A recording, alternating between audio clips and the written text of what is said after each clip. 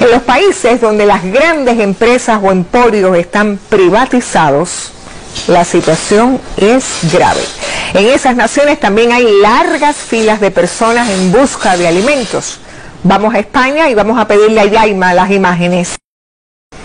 Son las colas o las filas, como se le llama en otros países, a la entrada de los comedores sociales, las solicitudes de ayudas alimentarias, a los ayuntamientos, a las disparadas demandas en los bancos solidarios de alimentos durante las últimas semanas. Esta es la realidad visible del horizonte económico del país. La pobreza extrema aumenta como consecuencia indirecta de la epidemia. En Madrid, por ejemplo, uno de los focos mundiales de la pandemia, el ayuntamiento ha registrado durante el último mes 33.514 peticiones de ayuda alimentaria. Es prácticamente la misma cantidad que se atendió en todo el año pasado, unas 34.000. Pero tenemos mucho más. Le propongo ver la situación que afrontan los bancos de comida en esa capital española. Este es el banco de alimentos. Nos cuenta el encargado aquí del Banco de Alimentos en Madrid que ha incrementado el número de pedidos por la necesidad en un 35% y dice que si no hay más donaciones por todo el bloqueo que está existiendo de las empresas que no están funcionando y por tanto no pueden hacer donaciones o les cuesta mucho más, que en un mes y medio todo este almacén se quedaría ya vacío, que no podrían asistir a las más de 500 organizaciones no gubernamentales que están ayudando a miles de personas. Esta es la situación ahora mismo en el Banco de Alimentos. Irma, y también en Estados Unidos millones de personas están pasando una situación difícil, una realidad agravada ahora por la expansión del coronavirus que por estos días se refleja en las interminables filas de autos que se forman en puntos de entrega de comida, ¿no es así?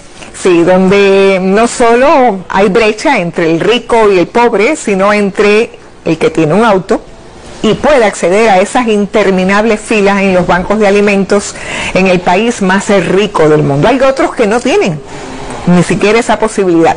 Vamos a ver qué sucede con los llamados bancos de comida en Estados Unidos, donde hay en estos momentos 30 millones de desempleados que no pueden pagar ni su alquiler y que no tienen ni para pagar sus abastecimientos. Los retos por la pandemia del coronavirus han tocado a las puertas de los bancos de alimentos. A la demanda de ayuda por quienes están en cese temporal o perdieron su empleo, se une que ahora reciben menos producto cuando más lo necesitan.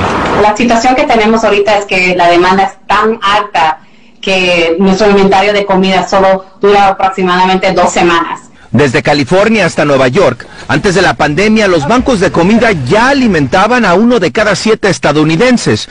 Gran cantidad del inventario es gracias a donaciones de supermercados, pero hoy la cadena de distribución no ha podido con la necesidad de millones. En San Antonio, uno de ellos impactó por las imágenes el día que recibieron a 10,000 vehículos. Ahorita 60% de gente está viniendo que nunca ha venido a una distribución, nunca ha pedido asistencia.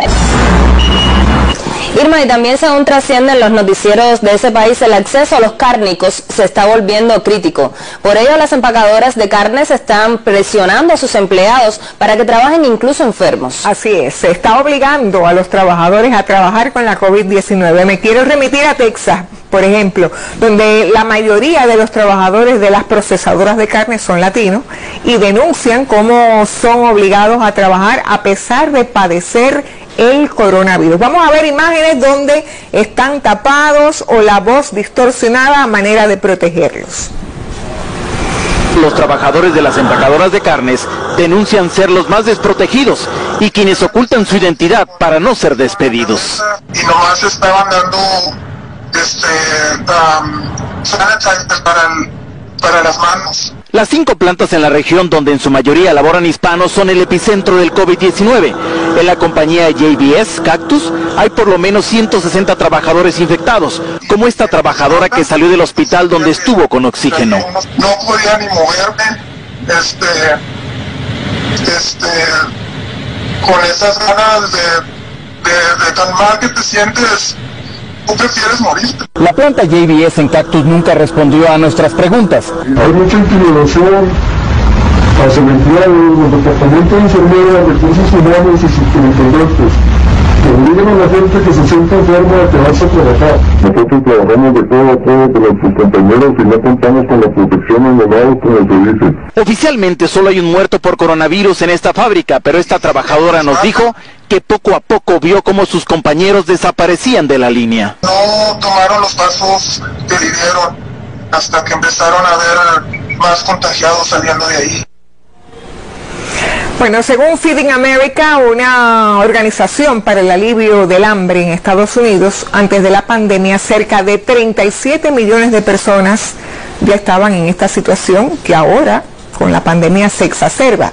Y están obligando a esos gobiernos, a los gobiernos neoliberales, a enfrentar un cruel dilema: la salud de las personas o el vigor de sus economías. Muchísimas gracias, Irma. Solo una pequeña muestra de lo que se vive hoy en el mundo con la crisis alimentaria que deja esta pandemia y que toca a las mayorías, no solo en los países pobres, solo que allí donde el neoliberalismo manda hay que trabajar aunque se esté enfermo.